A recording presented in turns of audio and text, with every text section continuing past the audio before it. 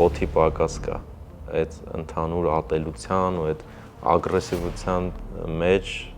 շատ դժվար է երբեմն։ Իսկ ինչպես է ազդում ստեղծագործ մարդու վրա այս հոգեկան լարվածությունները, ամեն դեպքում մենք ծանր ժամանակներում ենք ապրում։ Պատերազմից հետո բավականին երկար ժամանակ ինձ մոտ չստացվեց ստեղծագործել։ Կարծես թե մեր ազգայինը գնում է երկրորդական պլան կամ նույնիսկ միգուցե համարում են դա ինչ-որ հետամնացություն, չէ՞։ Ամենակարևորը լինել լավ մարդ, հետո արդեն լինել լավ հայ եւ շարունակություն։ Ինչպես անենք, որ մենք էլ ունենանք մի հասարակություն, որը օրինակ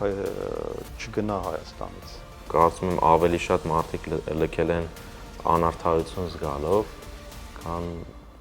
զուտ ֆինանսների հետևից գնալով։ Մշակույթը կարծում եմ առաջնային դերում է ինքնության պահպանման համար։ 21-րդ դարը TikTok-ի դար է,